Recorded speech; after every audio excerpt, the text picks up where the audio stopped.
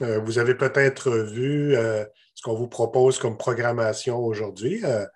On va commencer par, comme la semaine dernière, regarder le quiz de la semaine. Puis vous allez voir, ça va nous préparer pour notre conférencier vedette cette semaine, Sylvain Dauteil-Robillard, qui est déjà là, qui va se mettre dans l'état d'esprit, faire le lien un peu avec le question quiz. Vous voyez, cette semaine, c'est beaucoup la question de la participation des usagers, de leurs représentants aux différentes instances de délibération et en particulier au niveau des politiques et plans d'action en santé mentale. Et puis, on a deux beaux exemples cette semaine. L'exemple québécois avec le docteur Delorme, vous avez vu la vidéo, et puis avec Frank Riley. J'espère que son accent écossais ne vous a pas trop empêché d'avoir accès au contenu. Et puis, si on regarde ensemble le quiz, vous voyez la première question du quiz. C'est un extrait là, de la présentation du docteur Delorme. Les services en santé mentale sont issus d'un système asilaire en vigueur dans les années 60 et même les années 50 et avant. Ce système a commencé une migration très lente vers la communauté avec la désinstitutionnalisation dans les années 60. L'intégration dans les hôpitaux de soins généraux et spécialisés dans les années 70 et de cliniques externes de psychiatrie, ainsi qu'une politique de santé mentale en 1989 qui préconisait la communautarisation des services. Toutefois, selon le docteur Delorme, cela ne s'est pas traduit par une modification de l'organisation des soins. Malgré cette politique de santé mentale de 1989, on a continué à baser les services sur A, les patients les moins lourds, B, les patients les plus lourds, C, les besoins du système, D, l'efficacité des traitements spécialisés. Qui a une bonne réponse à proposer? Les patients plus lourds. Oui, les patients plus lourds. Et puis là, on va demander au docteur Lesage un petit peu, parce que aussi, Alain, je ne sais pas si on peut dire vraiment épidémiologiste, mais c'est certainement qu'il connaît très, très bien l'épidémiologie psychiatrique. En effet, là, le fait que ça soit centré sur les patients les plus lourds, ça explique en partie que le caractère très hospitalo-centré de notre système de santé mentale québécois, caractère dont on voudrait désormais se défaire. Et puis ça a des implications aussi en recherche. Puis peut-être qu'Alain pourrait corroborer un petit peu que l'impact là, de ce focus-là sur l'aspect hospitalo-centré. Oui. J'ai eu l'occasion, au nom de l'Institute of Health Economics puis le gouvernement de l'Alberta, à leur invitation, de présider une conférence de consensus sur la transition dans la communauté des personnes avec des troubles mentaux graves. Et un des experts qu'on a invité, ça c'est en 2015, c'était le docteur Delorme, parce que vraiment, son plan d'action était 2005, 2010 aussi, était vraiment très fort de ce côté. C'était un exemple canadien. Et donc, effectivement, c'est vraiment là-dessus, mais vraiment dans des services résolument dans la communauté. Donc, puis avec les notions déjà de rétablissement et de père aidant aussi qu'il avait mis dans le plan d'action de même 2005, si je me rappelle bien, aussi auparavant, donc qui était vraiment avant-gardiste à ce niveau-là et au niveau canadien, aussi un modèle. Cependant, il est exact que pour les personnes avec des troubles mentaux courants, donc les troubles mentaux courants, l'anxiété, dépression, le TDAH chez les enfants, aussi les problèmes courants du trouble d'utilisation des substances, ça c'est vu essentiellement en première ligne. Ça représente à peu près presque une personne sur 5 qui est troubles mentaux courants, alors que les troubles mentaux graves, on va osciller entre 1,5 à 3 % de la population. Essentiellement, les services fournis sont des services de première ligne. Donc, la détection et le traitement se fait en première ligne par les médecins de famille. Les médecins de famille qui, eux, chaque année, voient 3/4 de la population, pour quelque raison que ce soit, et qui identifient au moins une personne sur 5 dans leur salle d'attente. Donc, 15% de la population avec un trouble mental ou offre un traitement à chaque année. Donc, et les services spécialisés, dans leur ensemble, couvrent 3% de la population. Donc, y compris les psychiatres, les équipes, les hôpitaux, les urgences, etc. aussi à ce moment-là. Alors, vous voyez que le plan d'action, mais ça serait un peu difficile d'une certaine façon, selon le principe jamais pour nous, sans nous, de dire aux médecins de famille quoi faire quand ça vient de psychiatres. Il faudrait probablement les inviter pour leur demander qu'est-ce qui pourrait être fait de plus pour les aider, d'autant que la population leur fait beaucoup confiance et qu'ils sont satisfaits de leurs services aussi, beaucoup plus que des fois que les services spécialisés également. Voilà, donc je referme, pour ne pas aller trop loin à l'intérieur de cela, mais je pourrais transmettre d'ici les 2-3 prochaines semaines, j'ai un texte que j'ai écrit à la demande de l'Ordre des psychologues du Québec sur le rôle méconnu des médecins de famille en santé mentale dans leur revue Savoir, qui est distribuée à tous les psychologues du Québec et psychothérapeutes également aussi à ce moment-là. Alors, je pourrais vous transmettre ce texte qui va donner des éléments épidémiologiques, mais également d'organisation des services et de rationnel aussi, avec une certaine critique du programme québécois pour les troubles mentaux quant au modèle qui est utilisé. Mais rien de révolutionnaire là, dans ma famille. On fait juste des révolutions tranquilles. Rappelons qu'Alain Lesage est le neveu de Jean Lesage, le premier ministre du début des années 60. C'est ça, de la part du docteur Delorme, ça ne me surprend pas. On a travaillé étroitement ensemble pendant que j'étais directeur général de la principale association de personnes au Québec. On était des partenaires dans tout ça. Puis son vecteur premier, son cheval de bataille, c'était d'instaurer le plus d'équipes de suivi intensif dans le milieu, d'équipes en soutien variable aussi dans la communauté. Puis d'ailleurs, quand j'ai travaillé avec le projet Chez Soi de la Commission Santé mentale du Canada en alliance avec le Douglas puis avec le C3S dans ce temps-là, qui s'appelait C3S au niveau du Centre-Sud, c'était Hochelaga. Pas Hochelaga, mais je vais le dire, c'est le centre-ville de toute façon. Puis, on mettait en action ce genre d'équipe-là, justement. Puis, c'était intéressant parce que pour nous, c'était aussi des vecteurs parce qu'il y a des cibles dans les plans d'action novateurs du docteur Delorme qui incitaient la plus grande participation de pères aidants dans ces équipes-là. Il y avait des cibles qui étaient instituées, puis qui n'ont pas tout été atteintes, mais en tout cas, on a essayé fort. Puis, bref, ça, c'est une des choses, en tout cas, que j'appréciais beaucoup du docteur Delorme. Pour faire le lien avec tantôt, dans la présentation qu'on va faire du guide de référence pour des pratiques axées sur le rétablissement, on était une équipe de 4 rédacteurs. On était les 3 mousquetaires qui étaient autour de Howard Schudas, qui était le père de la stratégie de la santé mentale au Canada. Mes 2 comparses venaient de l'Ontario, dont une, Glenna Raymond, était une ancienne PDG d'un hôpital, justement, où les services étaient très hospitalo-centrés. C'était l'Ontario Shore, si vous le rappelez, la dénomination de cet hôpital-là, qu'elle a complètement transformé au niveau de l'approche par l'approche du rétablissement à quelque chose de différent.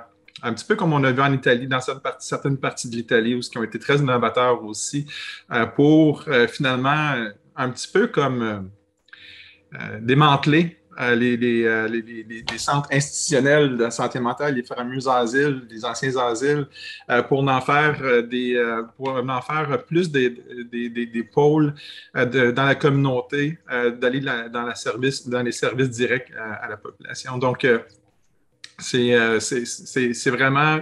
Si je peux faire un autre lien avec une de mes passions, c'est la lutte à la stigmatisation.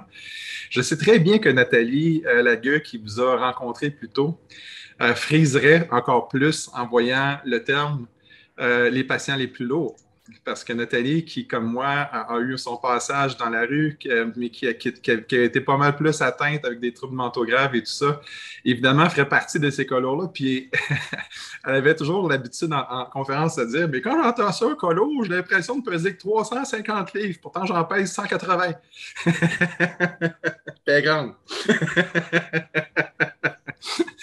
Fait que c'est juste pour dire que on ne fait pas attention des fois, mais le langage stigmatisant se retrouve partout, même dans les lieux les mieux intentionnés. Oui, puis des fois, c'est ce que les pères aidants trouvent difficile d'entendre un vocabulaire comme ça, puis ça les trouble beaucoup, là. Oui, Gabriel.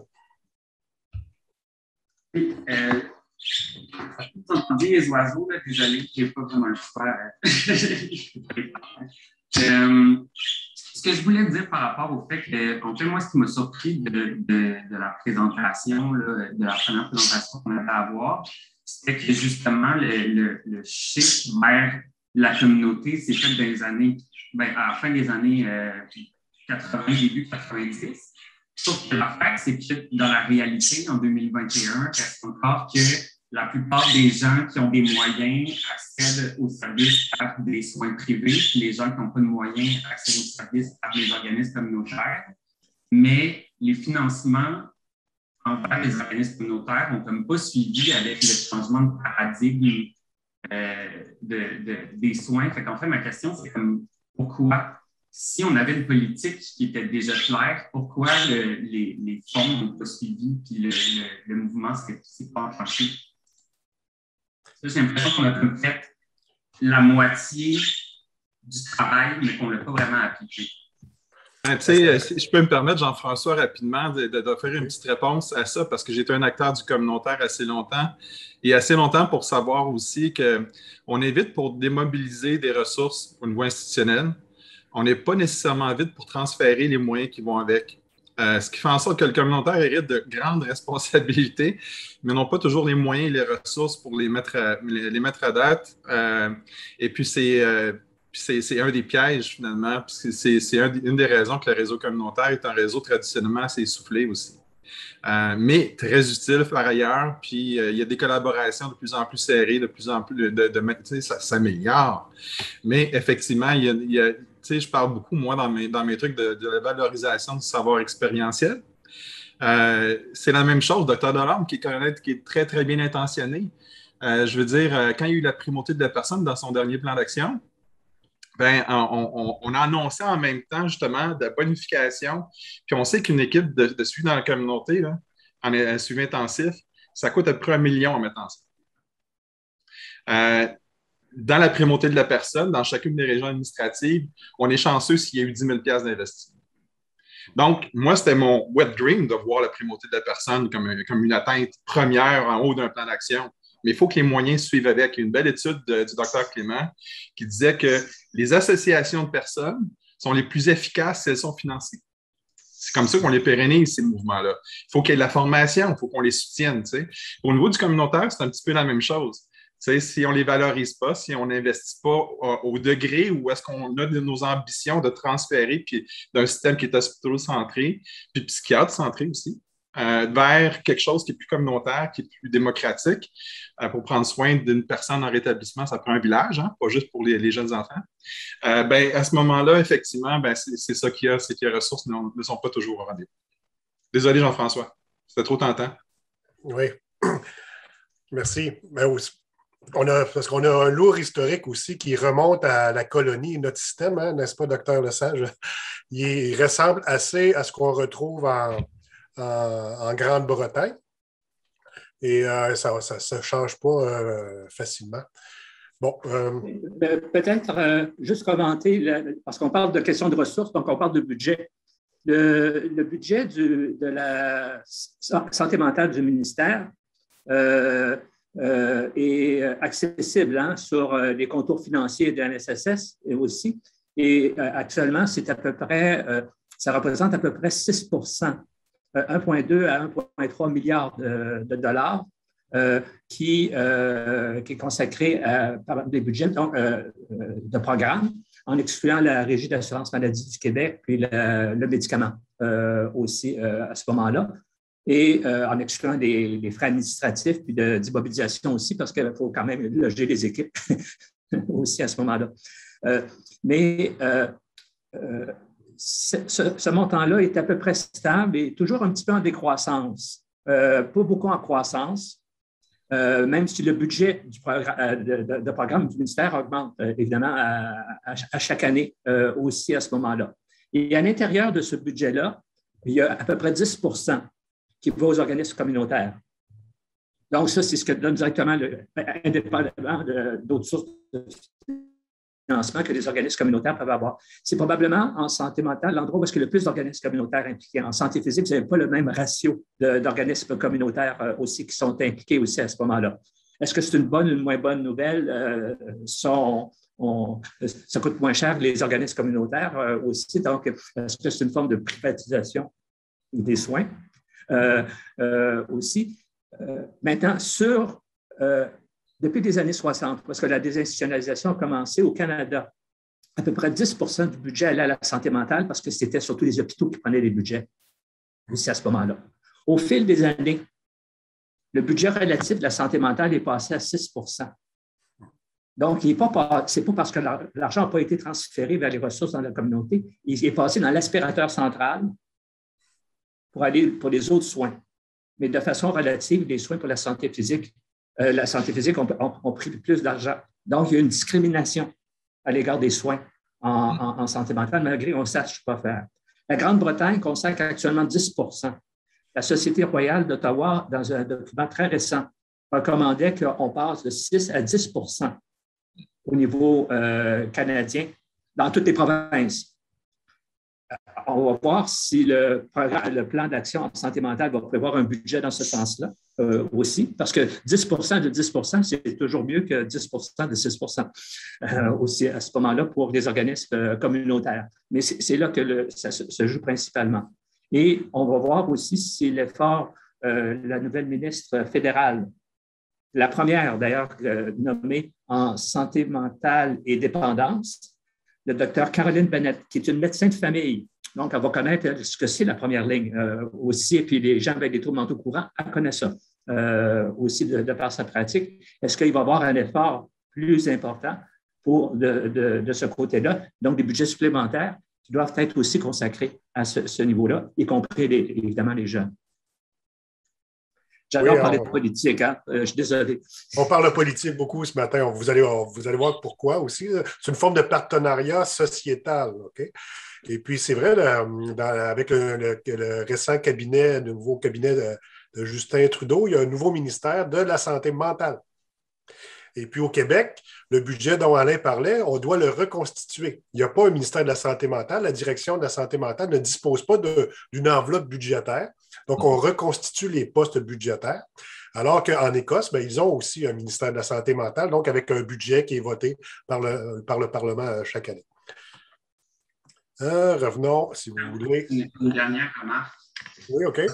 Ça reste quand même que, dans ma tête, ça reste encore flou de pourquoi on est autant immobile dans le fait de donner les fonds suffisants pour les problèmes de santé mentale. Parce que, comme vous l'avez mentionné, on a les données probantes, on a le plan d'action, on a les idées, on sait quoi faire. Même, mettons, semaine passée, j'étais à la rencontre de la journée scientifique du CTC, puis il y avait un représentant du ministère de Santé et Services sociaux qui était là, puis qui lui-même était comme, oui, je suis d'accord pour augmenter les soins, mais je suis comme, si même le MSSS est d'accord avec le fait d'augmenter le budget, pourquoi c'est pas fait? OK, rappelons que le CEPPP, c'est le Centre d'excellence sur le partenariat avec le public et avec les patients et le public, c'est ça? Centre d'excellence. C'est le Centre d'expertise et collaboration en troubles concomitants. Alain fournissait un petit début de réponse, selon moi, tantôt, quand il parlait de privatisation des soins. Une des raisons les plus invoquées, un des plus grands motivateurs politiques et économiques, surtout, c'est les travailleurs. Le coût de la maladie mentale et de la détresse psychologique au travail. Ça s'est décuplé en pandémie, évidemment, avec les problèmes d'aide aux employés et tout ça. Il y a comme une espèce de mouvement vers quasiment une autonomisation du milieu corporatif pour prendre soin de ses employés. Puis, tu sais, les gouvernements, puis c'est un peu normal quand tu vois la compétition avec les fonds, vont toujours se trouver des façons de dire, bon, ben là où il y a une urgence politique, on va devoir investir. Là où, étant donné qu'on parle de stigmatisation systémique, c'est ça qu'on veut dire aussi. Oui. Si on a parlé de racisme systémique, il y a une stigmatisation systémique au niveau des troubles mentaux, où est-ce que systématiquement, c'est là qu'on investit le moins. Je veux dire, c'est pas d'hier. Quand j'ai commencé dans le milieu du militantisme, on visait justement, nous autres, c'était 9 qu'on visait. On espérait que ça monte à 9 mais tu sais, à un moment donné, j'avais eu une rencontre intéressante, informelle avec le ministre de la Santé. Puis, ce qu'il nous avait dit, c'est que arrangez-vous pour rendre votre cause publique. Ouais. Parce que moi, en ce moment, il faut y aller où ce que les plaintes sont. On reçoit une plainte au niveau de la santé mentale par à peu près comme 20 au niveau de la santé. Tu sais, fait qu'on n'a pas le feeling du terrain qu'il y a une urgence politique d'agir puis de changer nos façons de faire au niveau de l'attribution des budgets. Fait que pensez qu'ils vont le faire. Je disais, ils sont critiqués tout le temps par rapport à la manière qu'ils allouent leur budget pour d'autres causes. Fait que, tu sais, puis à un moment donné, les pressions politiques les plus efficaces attirent l'argent. Puis c'est de même, c'est international, c'est pas juste au Québec. Là. Oui, c'est vrai. Puis aussi, on retrouve le même phénomène dans les financements de la recherche elle-même. Les budgets alloués à la recherche en santé mentale ne sont pas à la hauteur de ce que ça représente comme problématique comparé à d'autres enjeux. OK, on reprend le quiz. Deuxième question. Certaines des mesures dans les plans d'action en santé mentale 2005-2010 et ensuite 2015-2020 encourageaient, à l'époque, les agences régionales et maintenant les CIUS et les CIS et les CIUS, à faire une place aux usagers sur les comités consultatifs. Dans le plan d'action 2015-2020, il y a plusieurs mesures qui touchent à la primauté de la personne. La primauté de la personne est l'une des valeurs mentionnées dans l'introduction du plan d'action en santé mentale 2015-2020. À quelle autre valeur correspond l'extrait suivant?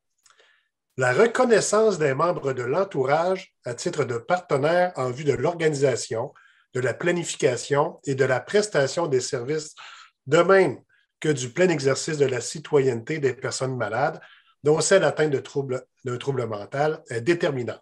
Donc, la reconnaissance de l'entourage comme partenaire est déterminante. Par conséquent, les membres de l'entourage doivent être soutenus dans leur implication, dans leur participation. Alors, à quelle valeur est-ce que ça fait référence? On va y aller simplement, hein? C'est le partenariat. Donc, on se rappelle le titre du cours, partenariat patient-médecin en psychiatrie. Donc, c'est même au cœur du plan d'action en santé mentale 2015-2020. Puis, il y avait aussi, peut-être que Sylvain pourrait faire le lien. C'était aussi dans le premier plan d'action, la reconnaissance du pouvoir d'agir des usagers, favoriser leur représentativité. Puis il y avait eu un financement pour qu'il y ait un organisme qui soit porteur de cette vision-là. N'est-ce pas, Sylvain? Oui, en fait, on avait commencé, puis tu sais, ces initiatives-là communautaires partent souvent au domaine régional. Il y avait eu la PUR à Québec, l'Association des personnes pour le territoire de la région de Québec. Et puis qui avait réussi d'une manière structurée, justement, en total lien avec l'étude du docteur de Mme Clément, à démontrer qu'avec un financement soutenu, avec une direction générale, avec une permanence, avec une organisation professionnelle, on va le dire de même, il y avait eu beaucoup de succès. Et la région, je l'ai toujours dit, la région de Québec, la vieille capitale, c'est une des régions où il y a la meilleure symbiose entre les ressources institutionnelles, communautaires, et aussi avec des structures qui sont leadées par les usagers. Et puis, ça a inspiré, parce que c'est Nathalie, hein, parce que je voyais une note à mon nom comme quoi j'avais fondé les porte-voix du rétablissement à l'époque. C'était en fait Nathalie et Luc Vigneault qui avaient fondé les porte-voix. Moi, j'ai été leur premier directeur général. OK. On va corriger. Petitement. Mais j'étais là depuis quand même pas mal les tout débuts. Puis ça a été inspiré, même nos règlements généraux s'inspiraient de ceux de la région de Québec pour ce qui est de la PUR. Et puis, et non seulement ça, mais tu sais, quand j'ai commencé à travailler avec la Commission de la santé mentale du Canada, on était reconnu comme la première association du genre d'envergure provinciale au Canada. Donc, on était quand même assez novateur de partir ça de cette façon-là. Pas toujours avec les ressources que j'aurais souhaité. On rejoint un petit peu le sous-financement de certaines structures, mais je veux dire, effectivement, on se retrouvait dans le plan d'action avec ces buts-là qui étaient nobles et qu'on représentait, qu'on incarnait finalement comme association. Merci, Sylvain. Vrai ou faux? Le Scottish Recovery Network a pour vision a Scotland where mental health recovery is real for everyone in every community. It's true, but it's so broad. I find it so broad. So we want happiness for everybody. Ouais. Mais bon, vous voyez, pour la rétroaction, si on peut spécifier, donc c'est bel et bien vrai. Et parmi les objectifs stratégiques, il y a celui de situer l'expérience vécue, the lived experience, au centre de la politique sociale et de santé en Écosse. Puis Sylvain aussi, n'est-ce pas? On va le voir tout à l'heure, les travaux derrière le guide de référence, comment c'est le fruit un petit peu là, de la participation de certains usagers ou représentants comme Sylvain dans les travaux de la Commission de la santé mentale du Canada. Et c'est intéressant que tu fasses ce lien-là, Jean-François, parce que c'est vrai qu'effectivement, moi, NSA, qui était sur le comité éditorial, finalement, qu'on a rédigé ça, on portait cette étiquette-là de personne en rétablissement, effectivement. Avec nos compétences hautes, par contre, NSA était vraiment très, très forte au niveau de la recherche et était vraiment ferré ce côté-là. Moi, c'était beaucoup au niveau politique et jusqu'à un certain point clinique. Mais effectivement, je rejoins quelque chose. Puis c'est drôle comment ça trahit la naissance du mouvement, une phrase comme celle-là. Quand on parle de celui de situer l'expérience vécue, lived experience, la fameuse expression. Notez que c'est tautologique de dire lived experience. Oui, c'était une expérience et que tu l'as vécu. Ouais, qu'est-ce que tu en as fait? Fait que la vraie expression, puis ça a été un cheval de combat, moi. J'ai fait changer l'expression à Comité de la santé mentale du Canada pour savoir expérientiel. On transforme un vécu en savoir pour qu'il soit utilisable, qu'il soit transférable, qu'il soit une matière apte à vraiment aider les praticiens, aider les chercheurs, aider les gestionnaires, puis ceux qui décident au niveau de la programmation des services, de effectivement prendre ce jus-là et d'en faire de quoi? Qu'est-ce que ça traduisait au début? Puis on voyait beaucoup ça. Puis même à la commission, au début, quand j'ai commencé à être au projet chez soi, on invitait quelqu'un à table. On était très politiquement correct. Mais nous autres, entre nous, on appelait ça la plante verte.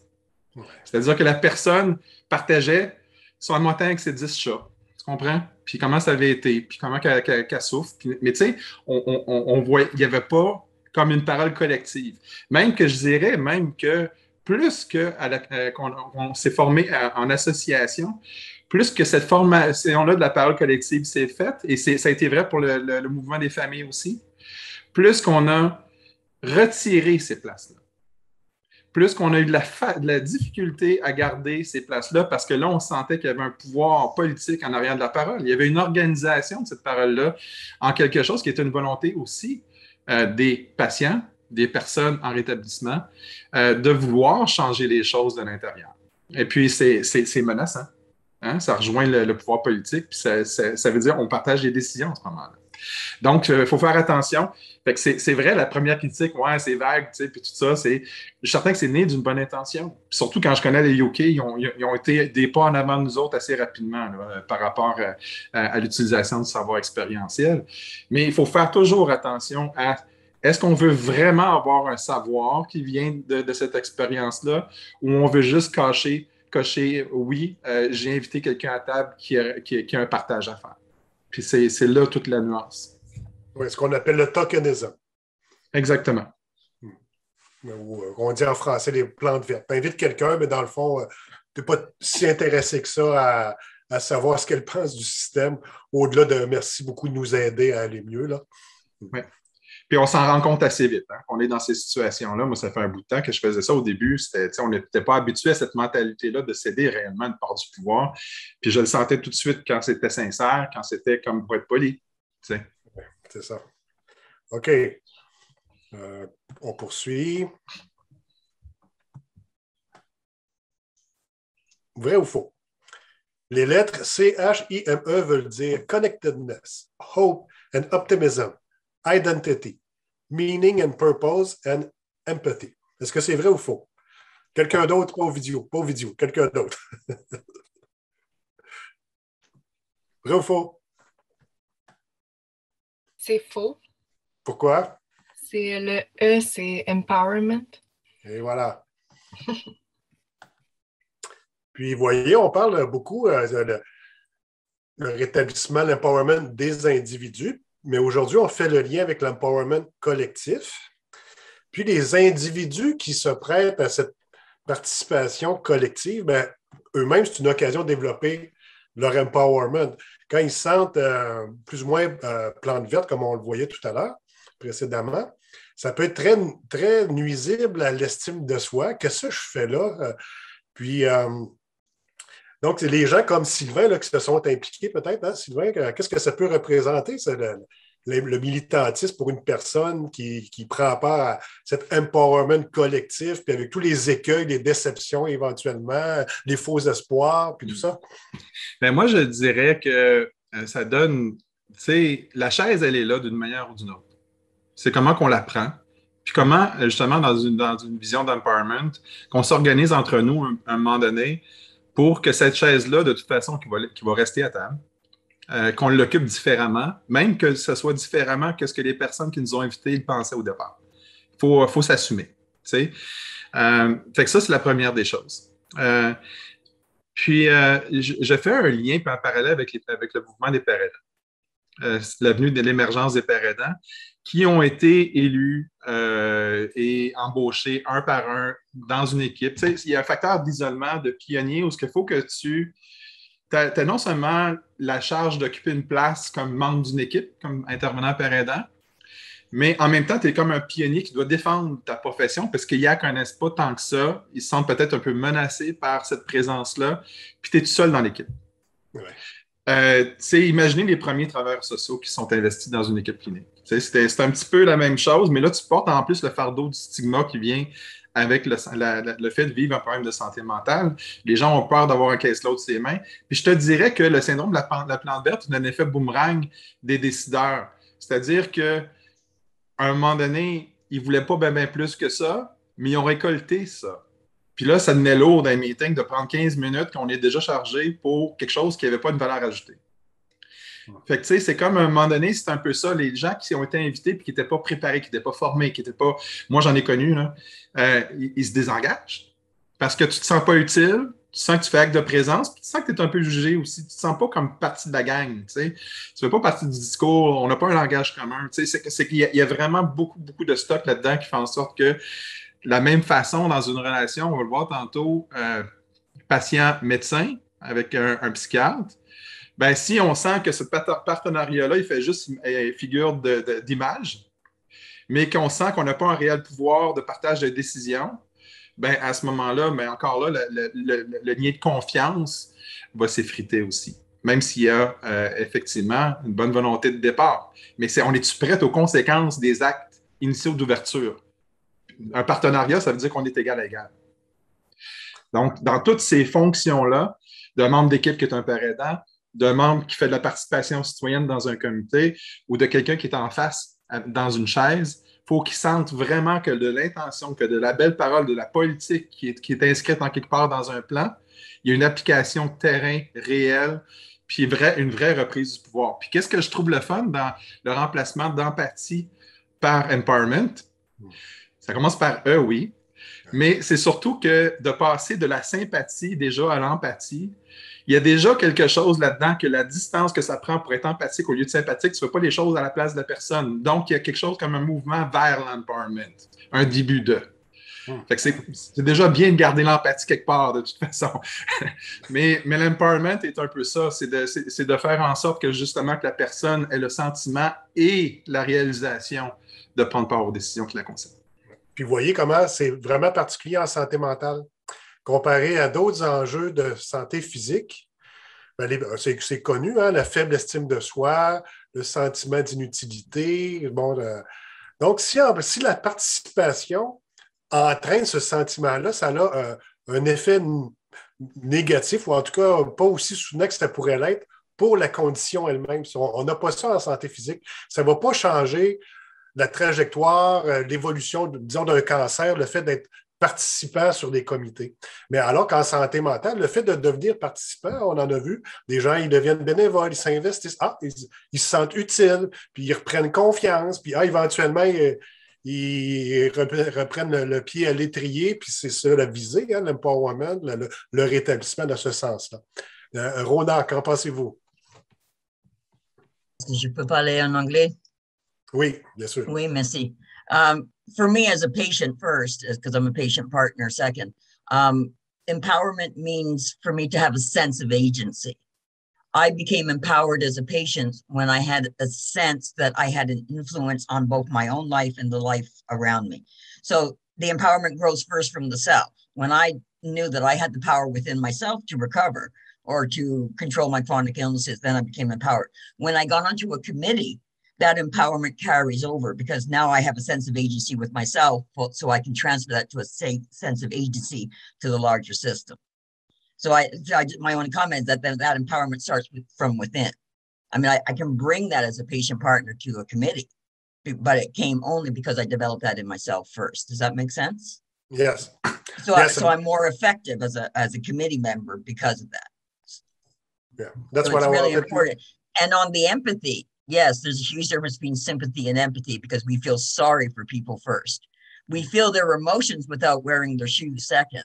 But when we act, that's compassion. And we always got to remember compassion, because compassion when we put our thoughts and our feelings into action. And that's when we join committees and become involved, is because we have compassion, not only just empathy and sympathy. Oui. Puis c'est ce que je voulais souligner. That's what I wanted to highlight, that this empowerment piece is, vous voyez l'effet d'entraînement, là, c'est comme les poupées russes. Il y a la personne elle-même, son empowerment, puis en prenant part à des activités d'empowerment collectif, il y a une certaine continuité ici. Là. Dernière question du quiz, toute simple. Establish a biannual forum of stakeholders to help track progress on the actions in this strategy and to help develop new actions in future years to help meet our ambitions. Bon, c'est pas tellement important le numéro, c'était le numéro 39. Et puis ici, ça nous permet de faire le lien parce que il s'agit du numéro 39 et ces forums font penser aux journées annuelles de santé mentale dont le docteur Delorme parle dans sa présentation et pour l'organisation desquelles les usagers et leurs proches sont mis à contribution dans le cadre de la valorisation du partenariat. Puis Sylvain il va mentionner également, je pense, que dans les journées annuelles de santé mentale, de plus en plus avec le docteur Delorme, on voulait faire une place aux usagers sur les comités scientifiques et autres. Bon, je ne sais pas si ça va revenir. Ça a été suspendu à cause de la pandémie, là. Oui. Oui, bien, ça avait commencé, en fait, c'est qu'on avait mis sur pied l'Association de formation en participation citoyenne. À chaque année, juste avant les journées annuelles, je formais à peu près, je dirais, une douzaine de mes pairs pour agir en tant que militant, puis mes porte-paroles surtout. Et puis, une de ces fonctions-là, c'était justement comment je fais pour interagir lorsqu'il y a des colloques annuels sur des sujets qui nous intéressent. Oups, excusez-moi. Et puis, puis comment on fait pour juste prendre parole? Puis sur quel pilier d'argumentation qu'on va fonder notre parole, tu sais? Fait qu'il y avait 3 piliers rapidement, là. C'était mon savoir expérientiel, le savoir expérientiel collectif, puis les faits qui sont issus de la recherche.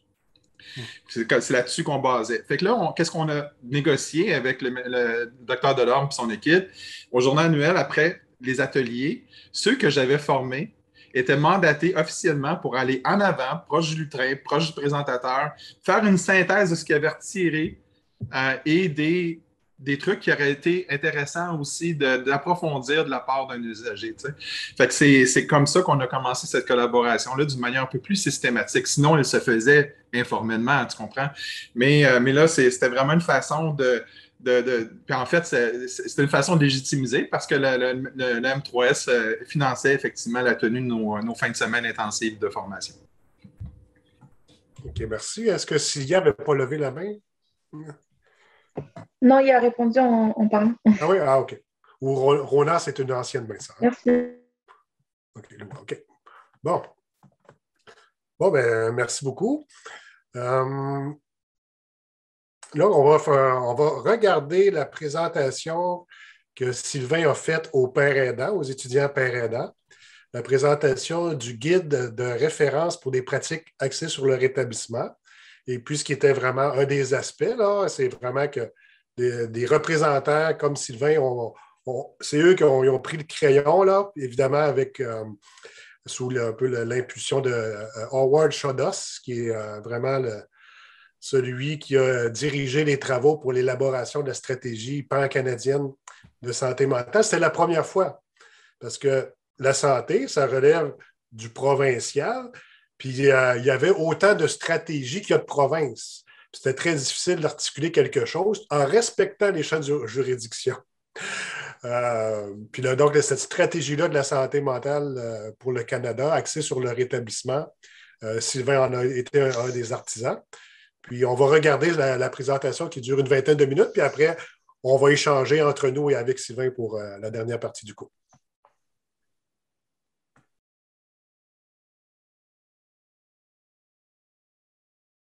Merci beaucoup, Sylvain.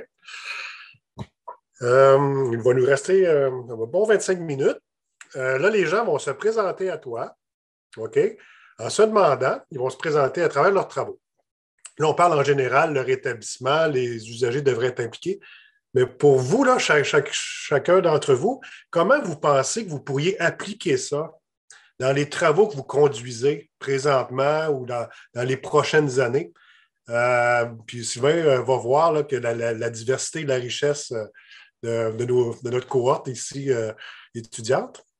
Est-ce que c'est bien, comprenez bien la question? Donc, on se présente, puis comment vous proposez d'appliquer ces principes-là dans vos travaux en présentant un petit peu quels sont ces travaux-là. Puis je pense que Sylvain peut diriger il va voir les mains levées comme moi. Là. C'est bon. Ben, on va commencer par Gabriel, c'est la première main levée. OK. Bon, j'ai jasé un peu tantôt, mais mon nom c'est Gabriel Bastien. Je suis dans le laboratoire de Didier Jutras à Schwab, au centre de recherche du CHUM, où est-ce qu'on s'intéresse aux troubles concomitants, donc troubles de toxicomanie et de santé mentale en même temps. Puis en fait, c'est ça, justement, moi, du point de vue de la recherche, je trouve qu'on n'est vraiment pas encore à où est-ce qu'on devrait être en termes de partenariat avec les patients et l'implication des patients dans nos projets de recherche. Parce que, justement, pour faire un lien avec la présentation qu'on avait à avoir juste avant sur le plan d'action en santé mentale, on parlait du fait que le plan d'action était basé sur des données probantes sur la recherche. Ce que l'affaire, c'est que moi, justement, je trouve que la recherche est vraiment déconnectée des milieux communautaires. On n'a vraiment pas beaucoup de canaux de communication qui sont établis entre le réseau communautaire et la recherche. Puis, en fin de compte, ça fait en sorte que la recherche se ramasse déconnectée du milieu. Mais comme vous l'avez mentionné dans la présentation qu'on vient de voir, le communautaire est souvent une des premières institutions à innover en termes de traitement. Je pense que ça devrait être ça comme une des priorités maintenant en recherche, c'est de créer des canaux de communication entre le communautaire puis la recherche pour, de un, rapprocher les milieux cliniques et académiques, mais aussi de deux, avoir des données probantes qui vont être encore plus efficaces pour développer nos plans d'action. Gabriel, si je peux me permettre, je veux quand même apporter une nuance à ce que tu dis, puis c'est intéressant, puis c'est vrai qu'on a toujours, je sais que c'est une des grandes préoccupations de Jean-François, ça a été un de nos pionniers, je suis pas mal certain, moi, comme chercheur d'inclure des personnes avec un savoir expérientiel au sein de ces équipes de recherche, puis de faire de la recherche participative. Puis, mais il y a aussi que pendant, je pense, certainement un bon 5 ans, j'ai fait partie d'un comité provincial qui, justement, réunissait les forces du communautaire, certains éléments de l'institutionnel, puis des chercheurs puis qu'on avait même des ressources, des fonds à donner à la recherche, c'était pas des millions, là, pour justement avoir des initiatives qui étaient nées du communautaire.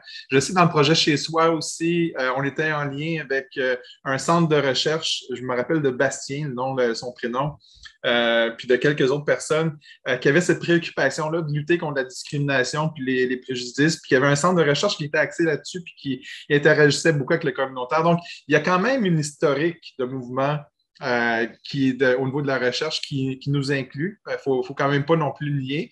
Mais effectivement, il y a toujours l'amélioration à faire. Puis dans les grands projets de recherche, de se battre pour cette représentation-là, je me rappelle le projet Chez Soi, là, c'était des millions. Ça en était des millions de dollars d'investis pour un projet de démonstration à Think First.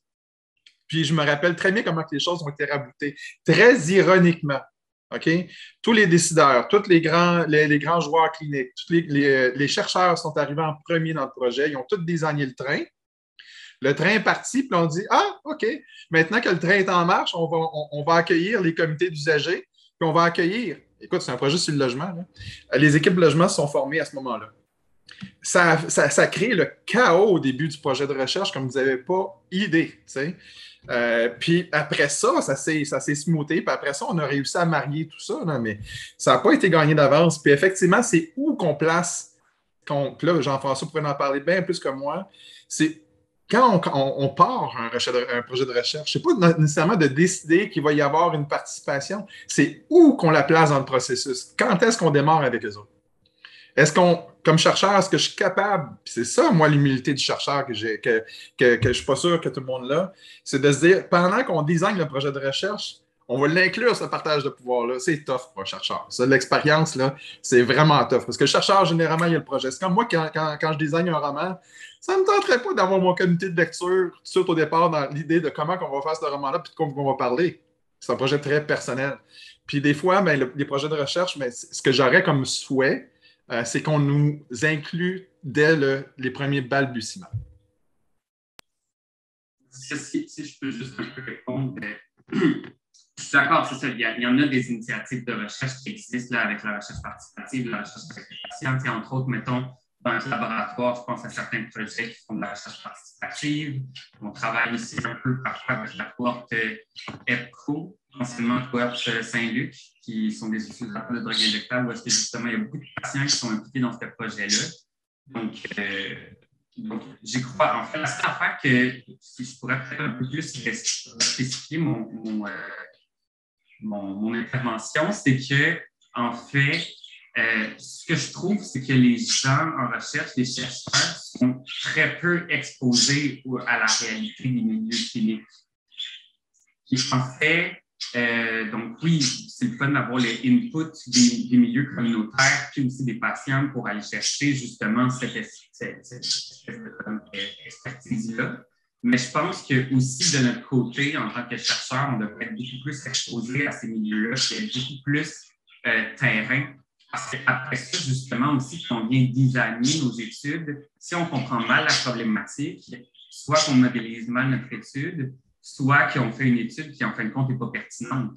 Ce qui me choque un peu, en fait, c'est que je ne comprends pas pourquoi les projets de recherche ne partent pas des patients. Parce qu'en fait, c'est eux autres qui savent c'est quoi les besoins les plus urgents. Tandis que dans la réalité, la recherche passe vraiment beaucoup plus de l'idée d'un chercheur qui a eu à quelque part une opportunité et qui fait cette recherche-là. En fait, c'est un peu ça que je voulais venir mentionner au niveau des canaux de communication. Je pense que ça va beaucoup plus être les patients et la communauté qui nous donnent nos projets à faire et leurs attentes, plutôt que nous autres qui imposent un peu la recherche sur leurs besoins. Oui, Gabriel, juste pour te dire aussi, le nom me revient, d'ailleurs, c'est Baptiste Gaudry, qui est le chercheur qui travaillait avec nous autres beaucoup au projet Chez Soi, qui était relié à la communauté beaucoup, puis il croyait beaucoup en la recherche participative, d'ailleurs. Mais je te dirais, même pour les porte-voix, notre mouvement provincial, ça a été un fonds de commerce. Hein? Nous autres, on marchait avec 60 000 par année, puis il fallait me payer, puis il fallait les dépenses, puis tout ça. Fait qu'on n'allait pas loin avec ça. Fait que ma façon de financer, ça a été par des projets de recherche, bien sûr. Ça a été de faire justement des initiatives qui partaient de nos préoccupations, puis les mettre en action, puis les démontrer avec la recherche. Donc, il y a un rôle vraiment, à un moment donné, on parle d'empowerment, des fois, il faut être débrouillard aussi, puis s'approprier aussi ce mouvement. Puis les chercheurs sont généralement empressés quand ils ont un peu de temps, là, à partir des projets avec nous autres. Ça leur donne aussi une bonne raison d'être. Fait que c'est un partenariat qui a été le fun, vraiment, avec les chercheurs avec lesquels j'ai travaillé personnellement. Puis, Gabriel souligne aussi la recherche participative, c'est pas seulement qu'avec des usagers, mais ça peut aussi être avec des cliniciens et des décideurs. Donc, on poursuit. Cécilia, peut-être? Oui, bonjour. Donc, merci beaucoup, Monsieur Revia, pour votre présentation. En fait, moi, je suis avec Dr Brouillette à l'Institut de cardiologie en maîtrise en soins psychiatriques. Donc, et mon projet de recherche est l'impact de... En fait, on ne cherche pas une relation de causalité, mais l'association entre les maladies congénitales cardiaques et l'anxiété à l'âge adulte. Et ça, en fait, en passant par plusieurs indicateurs. Et je trouve ça vraiment intéressant faire participer, dans mon cas, moi, les patients, parce que ça arrive des fois où on cherche à comprendre, en fait, je vais donner un exemple, donc par exemple la sévérité de la maladie, mais il y a tout un aspect, donc nous, on regarde la sévérité, par exemple, par rapport à la sévérité de la maladie et comment qu'elle module l'anxiété à âge adulte. Donc, des fois, on est à regarder sur des échelles la sévérité de la maladie, mais on a justement des cardiologues, etc., qui participent, donc à qui on peut demander à quel point c'est sévère ou pas. Mais on nommait ce côté-là de santé mentale où plusieurs fois, on réalise que c'est vraiment subjectif, finalement, la sévérité de la maladie, parce qu'elle peut être autant sévère physiquement, mais elle peut se mêler à la sévérité psychologique qui va donner un profil différent par rapport à la sévérité chiffrée, dans le sens que, mettons, si on a une maladie cardiaque telle qui est de telle sévérité, mais la perception, la résilience de la personne, etc., la capacité de résilience, etc., elles vont avoir tout un impact sur justement la sévérité de cette maladie-là pour la personne. Et des fois, on est vraiment nuancé à où est-ce qu'on place finalement la sévérité. Est-ce que c'est là et là? Du point de vue du psychiatre, ça va être une réponse. Du point de vue de l'étudiant, ça va être comme un peu modulé entre les deux. Le cardiologue, il va aller plus dans le physiologique, physique. Donc non, c'est le vaisseau qui marche comme ça. Puis comme enfin, chacun a son point de référence. Et je pense qu'on nommait justement cette référence-là du patient qui est la plus importante finalement parce que c'est lui qui la vit et c'est sur lui que l'étude est menée. Donc, je me demandais, en fait, je me dis, s'il y a participation, donc peut-être faire participer ces patients-là justement pour avoir cet avis-là subjectif, malgré qu'on est dans l'empirique et qu'on recherche l'objectivité pour appuyer la science de la chose. Mais il serait quand même peut-être important de tenir en considération cet avis-là subjectif des gens parce que c'est quand même on peut aller la mesurer empiriquement aussi là, avec des échelles ou peu importe, la subjectivité.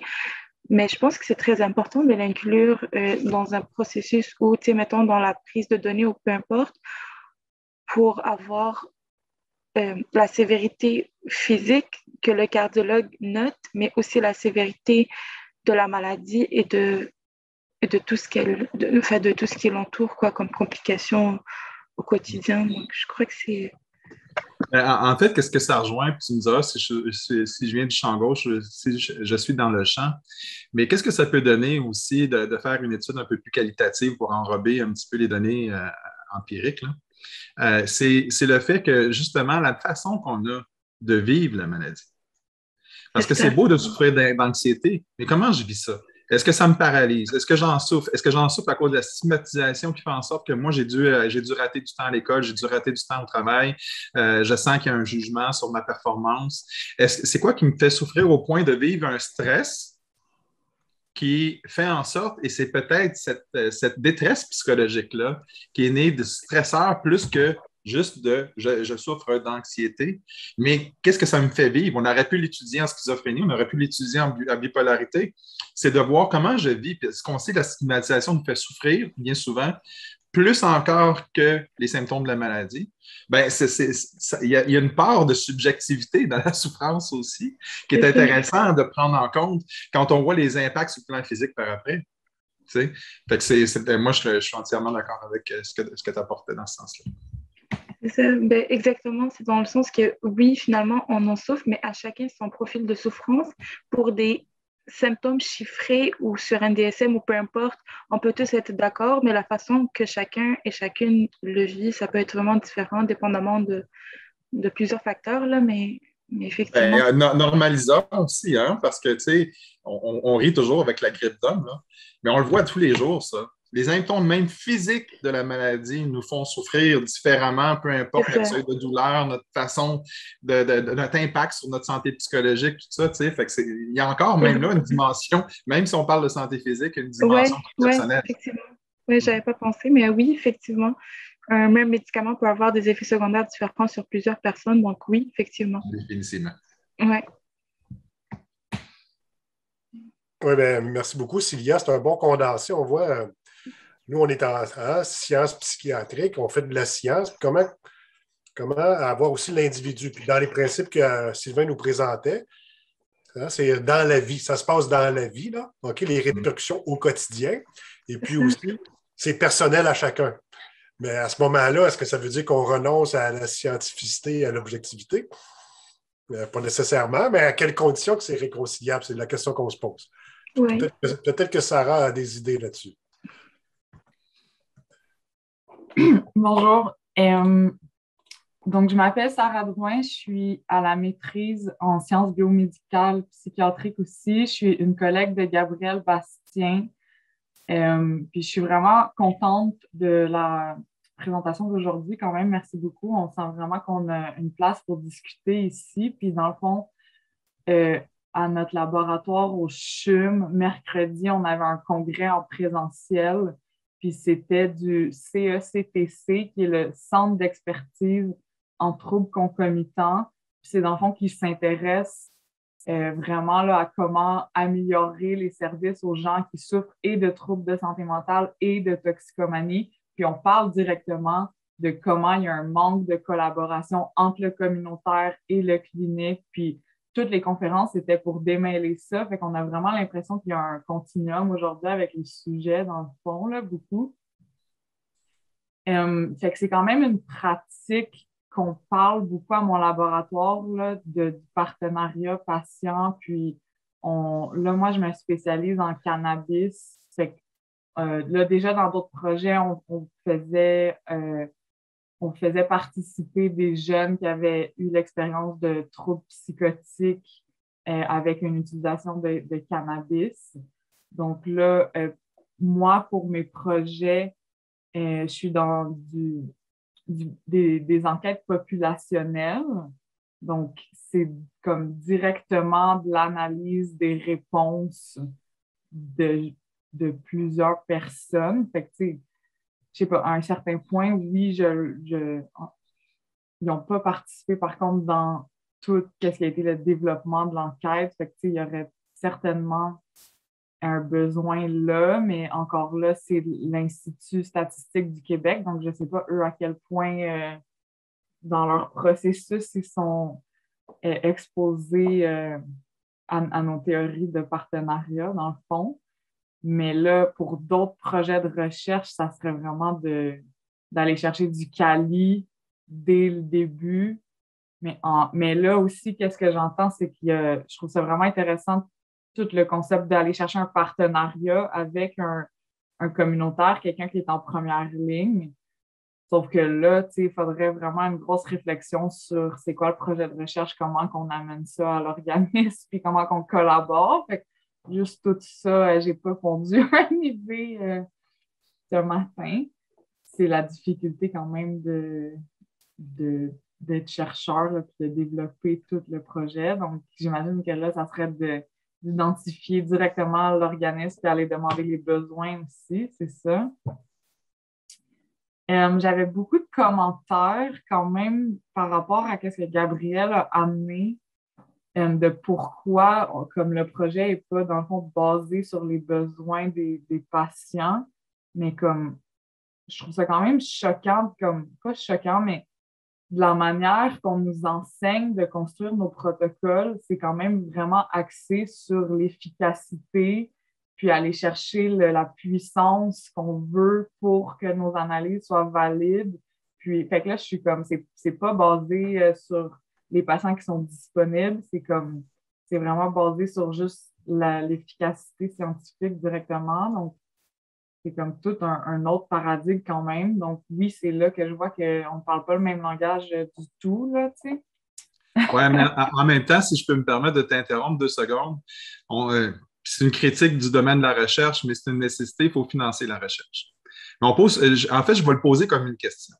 Est-ce qu'on est aussi empressé d'aller au-devant pour aller chercher la motivation d'un projet de recherche de la part d'un besoin exprimé par le client dans le domaine de la santé mentale ou partir du besoin d'un client dans le domaine corporatif? Ou encore, quand le corporatif désire avoir un projet de recherche, est-ce qu'on n'est pas plus empressé parfois parce qu'on sait qu'il va financer la recherche?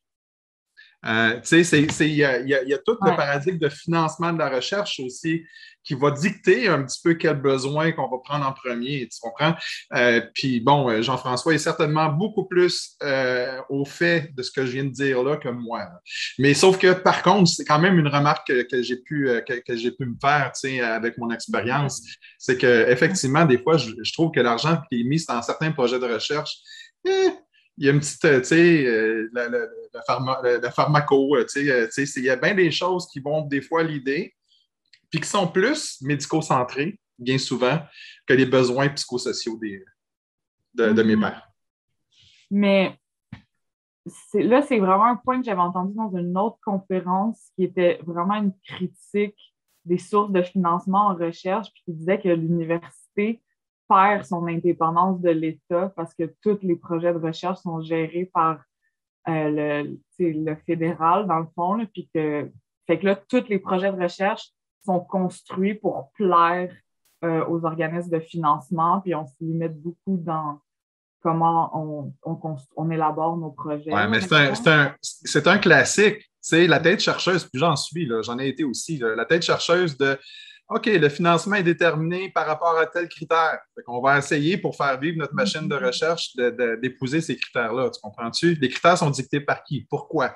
Est-ce qu'on a un sens au niveau de l'analyse critique de ça? Parce que je sens l'horloge va se terminer bientôt, je voulais juste quand même injecter deux trucs par rapport au guide de référence des pratiques en rétablissement. Ça va être une courte invitation. Prenez le lien, allez chercher le truc. Puis, il y a quelque chose que pour moi, je me suis vraiment beaucoup investi au niveau des principes, c'est au niveau de la dignité du risque, qui est un beau principe qui a été phrasé par Deegan, puis que je me suis vraiment battu. Hein. Ça a été vraiment une bataille politique parce qu'on avait peur de déplaire au domaine clinique en introduisant et en s'introduisant dans le processus, justement, de la négociation des intervenants avec les patients, entre guillemets. Et donc, ça a été, puis je vous invite à lire, c'est le chapitre 2. C'est un court texte de 3 pages, puis à peu près comme la moitié qui est consacrée à la dignité du risque quand tu le lis. Et puis, dans le chapitre 6, qui est l'intégration du savoir expérientiel, mais aussi dans la pratique du psychiatre, dans la pratique aussi des intervenants, mais aussi comme colle de savoir expérientiel dans l'intégration des systèmes. Puis c'est là aussi qu'on voit la négociation. Moi, je l'ai vécu live à mes débuts là, avec le projet Chez Soi. On avait une équipe qui était de soutien clinique communautaire, qui était Diogène. On en avait 2 qui étaient institutionnels. De soutien dans la communauté. Puis, nous autres, on sait, finalement, on a été la paroi de transmission entre ces trois équipes-là. Puis, on a essayé de faire une communauté de valeurs avec les nôtres. Puis, la recherche, parce qu'eux autres aussi, avec leurs valeurs, tu comprends-tu? Puis, leurs prerequisites, puis les choses, puis le domaine du logement. Puis, ça a été tellement un beau laboratoire de communion des intérêts. Et c'est là la difficulté de faire passer l'intérêt dans une approche rétablissement du patient en premier. Parce qu'effectivement, dans la réalité, ce sont divers intérêts corporatifs, d'une certaine façon, qui se confrontent dans chacun des projets. Que ce soit des projets de recherche, que ce soit les débuts d'un programme de service, name it. Okay? C'est toujours la confrontation de « Hey, c'est quoi les intérêts qui sont vraiment défendus ici? » c'est quoi l'intérêt qui est au cœur de ce projet-là? Puis c'est toujours ça qu'il faut se questionner, puis se dire, puis c'est là que j'ai hâte de voir l'intégrité professionnelle de tout le monde dans le processus. Sinon, ce guide-là va rester dans un placard, puis il va ramasser de la poussière, puis il va être rempli de beaux principes. Mais il ne sera pas appliqué. Oui, bien, on voit la recherche comme industrie, hein? Puis on ne veut pas vous décourager, mais je suis content qu'il faut quand même avoir un esprit critique. On sait que ça existe, mais aussi, pour réussir comme chercheur, il faut aller chercher du financement. Puis il y a toute une mécanique là, qui pas nécessairement, qui ne facilite pas la participation nécessairement. Mais il y a des concours plus précis où c'est essentiel, puis tu peux juste pas appliquer si ce n'est pas réellement participatif. Exactement. Je voulais mentionner, il y a quand même le FRQ qui ont créé, je pense, en 2019, un réseau de partenariats patients qui, entre autres, qui ont des annonces prioritaires de financement de projets de partenariats patients. Il y en a quand même là, du financement qui est fait comme pour ça, c'est juste que peut-être qu'il manque encore. Est-ce que quelqu'un un commentaire, une question? Bon, OK, c'est correct. Donc, il nous reste à remercier chaleureusement Sylvain. Merci beaucoup, Sylvain. J'espère que tu constates avec moi que l'importance de ta contribution pour susciter, entretenir quand même un esprit critique pour savoir où on va pouvoir être le plus utile dans ce complexe écosystème, trouver l'endroit où on peut être le plus utile à la cause. Là. On invite tout le monde à se poser la question. Oui, puis un dernier truc pour terminer dans mon cas, c'est la valorisation de ce savoir expérientiel-là. Si on y donne vraiment une valeur, elle n'est pas juste du fait de on vous invite à participer. Oui, on vous soutient, on vous forme, on s'arrange pour que votre vocation soit utile, mais on vous paye aussi. La différence, là, j'ai commencé avec le projet Chez Soi, là, je vais rien que me permettre de le dire, là, j'étais payé près comme 25 $. On a créé l'association, la subvention me permettait d'être payé 30 $. La commission, quand ça a commencé, j'étais payé 50. Maintenant, quand j'interviens à l'Université Laval, quand je m'en vais dans les CIS pour donner mes conférences, mais que je suis comme consultant, je suis payé 150 $. Comme consultant. 1000 $ comme conférencier ou comme formateur. Donc, je veux l'incarner, ça. Ça a été ma volonté, c'était de le porter, d'en parler beaucoup, puis de dire ça a une valeur, le savoir expérientiel, mais ça a vraiment une valeur. La chose qu'il y a, c'est que dans le domaine, comme dans le communautaire, c'est la même chose, il y a un tabou au niveau de l'argent, de cette valorisation. Tu sais, je me rappelle, moi, j'ai été critiqué quand j'acceptais mon 50 $ de l'heure. Tu comprends? J'ai été jalousé dans le milieu. Puis c'est comme s'il y avait un tabou que si on a vraiment une vocation, puis si on est vraiment comme volontaire pour pouvoir... Mais oui, on est volontaire. Ça ne veut pas dire qu'on n'a pas un temps utile. Ça ne veut pas dire que de ce qu'on fait n'a pas une valeur en soi qui doit être reconnue. Puis quand on commence à injecter 150 $, quand on commence à investir pour une formation que tu donnes, qu'on te donne 2-3 000 $ pour la formation d'une demi-journée, ça veut dire qu'on y apporte une valeur. Ça veut dire qu'on va apporter un suivi à ça. Ça veut dire qu'on, tu sais, bon, tout vient avec. Donc, c'est juste le petit message pécunier que j'avais à la fin. Oui, puis quand nos étudiants vont faire des demandes de subventions, si vous dites que c'est participatif, n'oubliez pas dans le budget de prévoir des montants, d'expliquer précisément le nombre d'heures, le nombre de personnes, c'est combien de l'heure. Parce que sinon, il y a des gens sur le comité qui vont vous planter si vous dites que c'est participatif puis que vous n'avez pas prévu de ressources. C'est une forme de reconnaissance de la valeur, c'est évidemment pas la seule, là, mais ça doit être là. Je vois qu'il y a une main levée. Rona. Oui, just un dernier petit mot. As we always should, I'm going to speak as a patient and as a patient partner. I see the value of this because I was sick for 20 years with chronic illness, and I became into the mental illness here when I developed the addiction to opiates, which I recovered from as well. For me, my interest is really on the père-aidant and the père-aide relationship, and how do we get patients who only go along with their doctor's advice 50% of the time to become partners in their own care and become empowered And so that we no longer live in a paternalistic society when we start to take care of each other and take care of ourselves as a community as a whole. And that is the inspiration for me. So my research will end up being in the processes between the peridon, the pair-aid, and that relationship, and how that empowers people to recover. Because at the end of the day, and lastly, I'm a little lost in this process today because I'm not actually working in a context. I work at a CSSLD where, you know, peridon doesn't actually exist, and nor does it actually exist very much, as I discovered in the English SIA system that I work in at all. So I'll be trying to implicate myself in that way somehow. But I wanted to thank you very much for your presentation. At the end of the day, we've got to get patients as a whole in both the mental illness and the chronic illness sphere to start relying strictly on a paternalistic relationship with the professionals and start becoming engaged and start taking care of themselves. So thank you. Merci. Oui, ça résume très, très bien ce qu'on voulait accomplir aujourd'hui. Alors, on se dit au revoir. Un grand merci encore, Sylvain. Ça marche. Ben, merci là, tout le monde. À la prochaine, Sylvain. OK, bye bye.